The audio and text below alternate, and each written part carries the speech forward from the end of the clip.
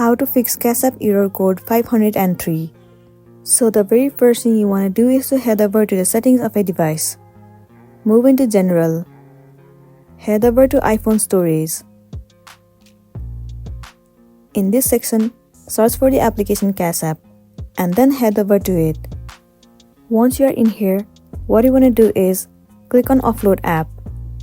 And once again click on Offload App.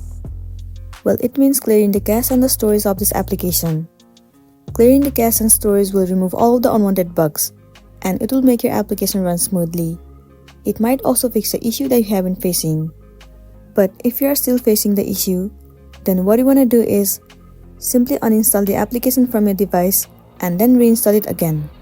Reinstalling the application will definitely fix the issue. And also make sure that the application CASAP is up to date. So that's it, and this is simply how you can fix CASAP error code 503. I really hope this video is going to be helpful for you. Thank you for watching till the end.